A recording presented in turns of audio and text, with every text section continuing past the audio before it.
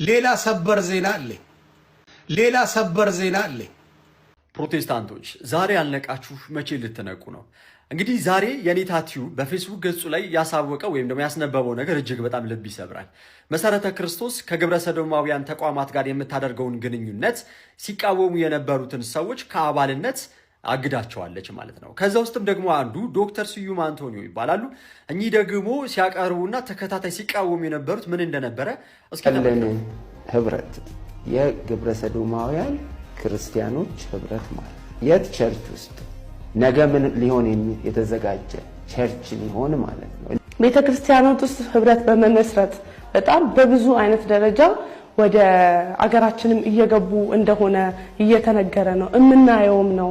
አብረውን ለአመታት ኖረዋል፣ መድረክ ላይ አገልግለዋል፣ እጅ ጭነዋል፣ ትንቢት ተናግረዋል፣ መገለጥ አምጥተዋል፣ በፈውስ አገልግለዋል። ግብረ ሰዶማውያን ነው ማለት 7-8 ዓመት በፊት ነው አንድ ኮንፈረንስ እኮ ተዘጋጅቶ እዛ ኮንፈረንስ ላይ ውጡ ብሎ ሲል የወጣው ሰው ብዛት ማለት ወንድ ከወንድ ሴት ከሴት አዎ እያለ ነው ሰው ይወጣ። ከ7 ዓመት በፊት የሆነ ነገር ነው። የአገልጋይ ልጆች የፓስተር ልጆች ብዙ አግኝቻለሁ። እንግዲህ አልዋሽም፣ በጌታ ፊት ነው የምናገረው። ጋይስ አሁን ዶክተር ስዩም አንቶኒ የተናገሩት እዚህ ኢትዮጵያ ውስጥ ነው። በነገራችን ላይ ፕሮቴስታንቶች እንደዚህ አይነት ቆሻሻ ስራን የሚሰሩ ፓስተሮች መንፈስ ቅዱስ ይሰራባቸዋል ብላችሁ እነርሱ ጋር የምትሄዱት እንዴት ነው? በእግዚአብሔር ስም እንዴት ነው በእነዚህ ሰው እጅ ተጭኖላችሁ የሚጸልይላችሁ?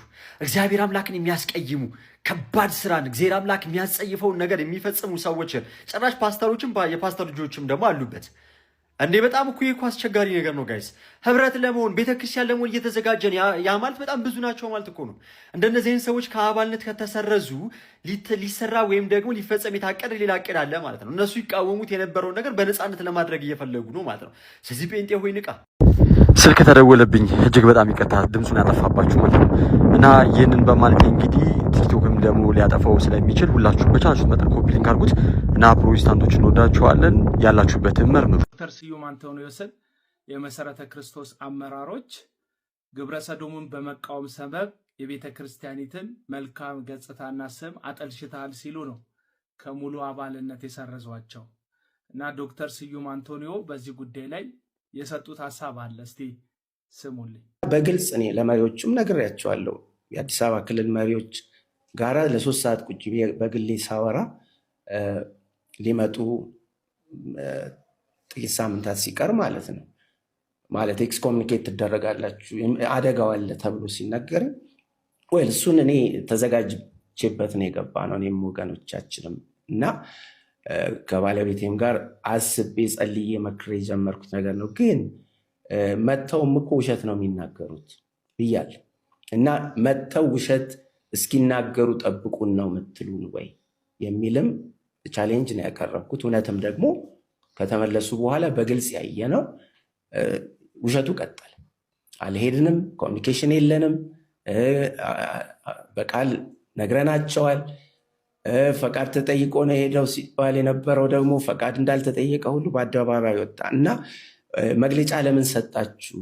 እንደገናም ደግሞ መብት አላችሁ ወይ? አውቶራይዝድ የሆነ ፐርሰን ትክክል እንዲህ አይነት ጥያቄዎች ተነስተዋል እና ይህንን ችግር በተገቢ ሁኔታ ተረድቶ ምላሽ የሚሰጥ አካል ሲጠፋ መቼም ድምፅ መሆን የግድ ነው። የአሰራር አካል የመሆን ግዴታ የለብህም። የአባት ቤት ሲበላሽ ማለት እኔ ጌታን ያወቅኩበት ማለት ጌታን ከልጅነቴ ተምሬ መንፈሳዊ እውቀትን ያገኘሁባት ቤተክርስቲያን በእንዲህ አይነት ትልቅ አደጋ ውስጥ ስትገባ አሰራር አካሄድ የሚለውን ነገር ኢሹ አድርገው ሲያነሱ ይገርመኛል። ተጠቅመን እኮ መፍትሄ አላገኘንም። ላሳየ የፈለግኩት አሰራር የተባለውን ነገር ተጠቅመንበታል፣ ግን ውጤት ሲያመጣ አላየነውም። እንዳውም ነገሩን ሲያባብሰው ነው ያየነው። አንድም በምስክርነትም ቼክ ልታደርገው ትችላለህ። ሌሎችን ኢንተርቪው አድርገህ ያወጣነው መግለጫ ነው ቤተክርስቲያኒቱን ያረጋጋው። ይህንን በግልጽ ለአድማጮችም የምናገረው እውነት ነው። ያ መግለጫ ባይወጣ ህዝባችን አይረጋጋም ነበር። ምክንያቱም እዛ ላይ ክሊርሊ የተፈጠረውን ስህተት ከማስረዳት ባሻገር መፍትሄ እንደሚመጣና እስከዚያው ግን በመረጋጋት ሰው ዲቪዥንስ አልፈጠረም። ቤተክርስቲያን ውስጥ መሪዎች ጋርም ቅድም እንዳነሳሁት ጥፋት አላመጣም። ያመጣው ጥፋት ምን እንደሆነ ታውቃለህ? ያለውን የአመራር ክፍተት የበለጠ ነው ያጋለጠው። ስንናገረው የነበረው ሊደርሺፕ ክራይሲስ ውስጥ እንዳለች ቤተክርስቲያኒቱ አመላካች የሆኑ ነገሮች ነው የተፈጸመው። ከዚህ በፊት በለቀኩት ቪዲዮ ላይ ሙሉ መሰረተ ክርስቶስ በዚህ ጉዳይ ላይ ሐሳብ ሰጥታ ጉዳዩን ተቀበላለች፣ ፈቅዳለች የሚል ሐሳብ አልሰጠውም። አንዳንድ ሰዎች እንዲህ ያላችሁ ያራገባችሁ ስለሆነ ነው። ጉዳዩ ምንድነው? አንዳንድ አመራሮች በአሜሪካ የሚገኘው ተቋም ጋር ይሄንን ጉዳይ ፈቅዶ ከሚንቀሳቀስ ተቋም ጋር ሴሚናሪ ላይ ተካፈሉ ነው። ስለዚህ ዶክተር ስዩም አንቶኒዮስ ቀድሞ ነቅተው እሱም ጋር ያሉ ሰዎች ጭምር ጉዳዩን ኢንፎርም አደረጉ። በዛ ላይ ደግሞ በጣም ብዙ ዕቅበተ እምነት ላይ የሚሰሩ ሶሻል ሚዲያ ላይ ያሉ በጣም ጎበዝ ጸሐፊዎች ይህን ጉዳይ ተቃወሙትና ቤተክርስቲያኗ አመራሮቿ ግንኙነቱን አቋረጡ። እነዚህም ደግሞ በቦታው ላይ በቤተክርስቲያኒቱ ኦፊሻሊ ጉዞ ያላደረጉት ወደ አሜሪካ ማለት ነው ጉዞ ያላደረጉት መሪዎች መሪነታቸው የመሪነት ጥያቄ ውስጥ ገባ። ስለዚህ እነዚሁ ሰዎች መልሰው ፋየር ባክ አድርገው ማለት ነው እንደነ ዶክተር ስዩም አንቶኒዮስ የቤተክርስቲያኒቷን መልካም ስም ግብረሰዶምን በመቃወም ሰበብ አጥፍታቸዋል በሚል ከቤተክርስቲያን አካልነት እንዲሰረዙ አደረጉ ማለት ነው። ይሄ ነው ታሪኩ። ቤተክርስቲያኒቷ የግብረሰዶምን አልፈቀደችም። አንዳንድ መሪዎች ግን ኦፊሻሊ ፍቃድን ሳያገኙ ወይም የቤተክርስቲያን ጉዞ ሳያደርጉ ራሳቸውን ወክለው ሄደው በቦታው ላይ ተገኝተዋል። ቤተክርስቲያኒቱ ይህን ተቃውማለች ነው ቅድም የሰራሁት ቪዲዮ ላይ ያለው። አሁን ላይ ግን የተወሰነው ውሳኔ በነ ዶክተር አንቶኒዮስ ላይ ግብረሰዶሙን ከመቃወም ጋር ተያይዞ ለፈጠሩት ጥሩ አመርቂ ውጤት ምስጋና እንኳን ባይቸራቸው ከቤተክርስቲያን አባልነት መሰረዛቸው ትክክለኛ የአመራር ውሳኔ እንዳልሆነ እንደ አንድ የቤተክርስቲያን አካል እንደ ፕሮቴስታንት ይህንን ሐሳብ ሰጣለሁ። ይህንን ኢንፎርሜሽን ለሁሉም አድርሱልኝ። ሰላሙን ግብረሰዶምን በመቃወማቸው ብቻ ከቤተክርስቲያን አባልነት ተሰረዙ። ከላይ በምስሉ ላይ የምትመለከቷቸው ዶክተር ስዩም አንቶኒዮስን ጨምሮ እነዚህ ሁለት ወንድሞች ከመሰረተ ክርስቶስ ቤተክርስቲያን አባልነታቸው በጠቅላላ ጉባኤ መሪዎች ተሰብስበው ከአባልነት ሰርዘዋቸዋል። ምን አጥፍተው ነው ብለን ብንጠይቅ አንድና አንድ ብቻ ነው ጥፋታቸው። እንደምታውቁት ኢትዮጵያ ውስጥ ሀገር በቀል የሆኑ በራሳችን ሰዎች አገልግሎት የተጀመሩ አገልግሎቶች በጣም ጥቂቶች ናቸው። በተለይ ሜንላይን የሚባሉት አብያተ ክርስቲያናት ከውጭ በመጡ ሚሽነሪዎች የተቋቋሙ ነው። ወይ በኖርዌጆች ወይ በስዊዘርላንዶች አሊያም በአሜሪካውያን ሌላው በፊንላንዶች የተጀመረ የወንጌል እንቅስቃሴ ነው የኢትዮጵያ ፕሮቴስታንቲዝምን ምድራችን ላይ እንዲሰበክ እንዲቀጣጠል ያደረገው። ከዚህ ጋር ተያይዞ አብዛኞቹን መስራቾቻቸው ወይ አሜሪካ ወይ አውሮፓ ስለሚገኙ በተለያየ መንገድ ሰፖርት ይደረጋሉ።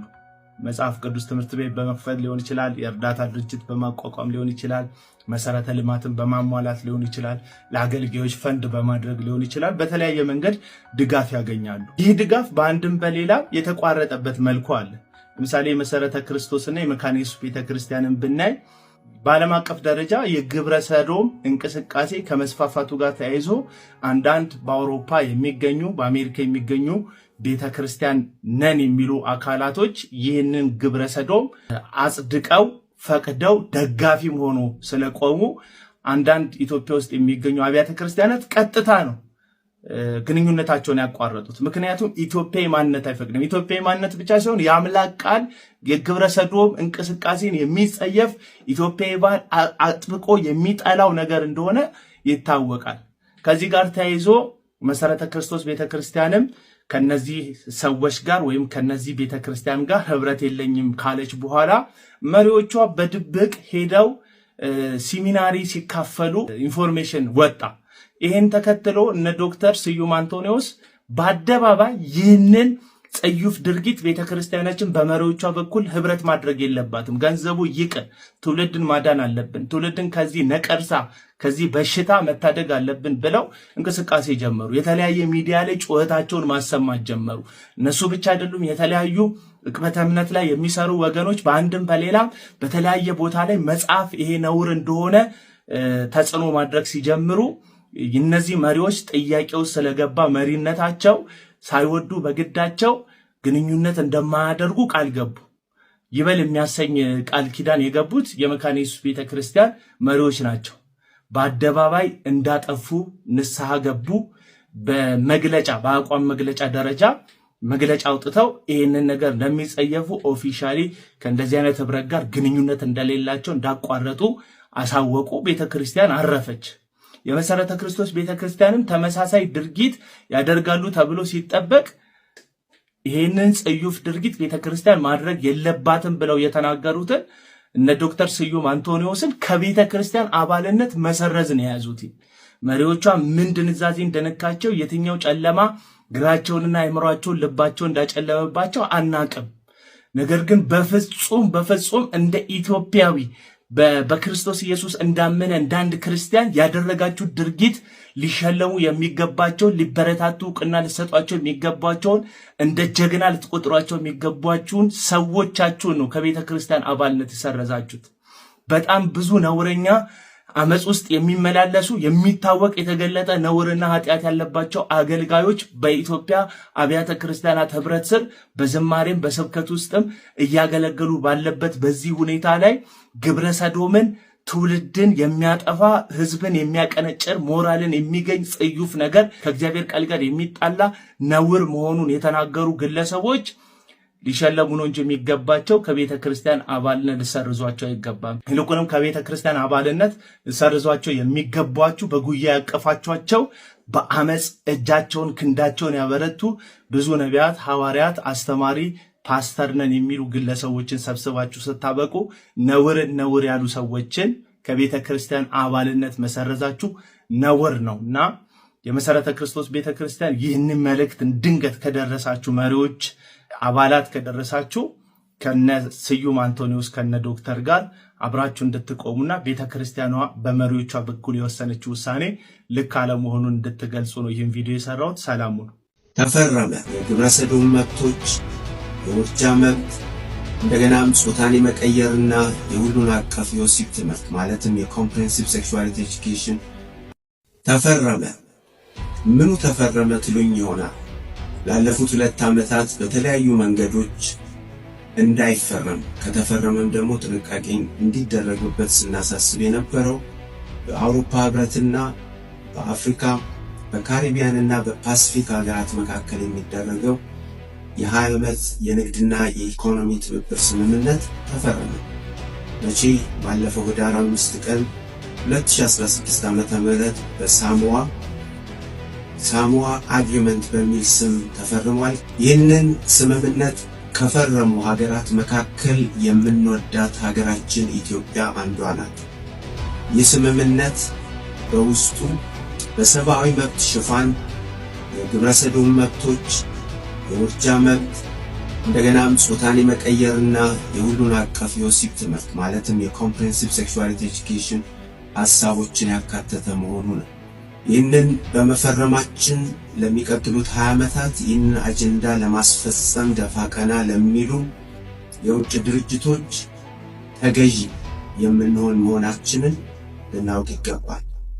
በመሆኑ ከዚህ ስምምነት ውስጥ ኢትዮጵያ እንድትወጣ ወይንም ደግሞ በውስጡ ያሉትን አጥፊ የሆኑ አንቀጾች እንዳትቀበል ማድረግ የምትችልበት ሁኔታ እንዲፈጠር አሁን አንድ የፊርማ ማሰባሰብ ዘመቻ ጀመርን። ስለዚህ የዚህ ፊርማ ማሰባሰብ ዘመቻ አባል እንድትሆኑ፣ አካል እንድትሆኑ፣ እንድትፈርሙ፣ እንድታስፈርሙ ማሳሰብ እወዳለሁ። ይህንን ፊርማ መፈረም የምትፈልጉ ሁሉ በምንልከው ሊንክ በመጠቀም ፊርማችሁን ማለትም ስማችሁን፣ ኢሜል አድሬሳችሁን፣ የስልክ ቁጥራችሁንና ከየት እንደፈረማችሁ የት ሀገር ሆናችሁ እንደፈረማችሁ እንድትመዘግቡ በታላቅ አክብሮትና ትህትና ጠይቃለሁኝ። አሁን ያልኳቸውን ነገሮች ካስገባችሁ በኋላ መልእክቱ መተላለፉን የምታውቁት ያ ቀይ ቀለም ወደ አረንጓዴ ሲለወጥ በማየት ነው። ስለዚህ ፈጥናችሁን በማድረግ በከፍተኛ ቁጥር ድምፅ እንድናሰማ ለሕዝብ ተወካዮች ምክር ቤት የምናቀርበውን መረጃ ፈጥነን እንድናሰባስብ በታላቅ አክብሮት ጠይቃለሁ። እግዚአብሔር ኢትዮጵያን ይባርክ።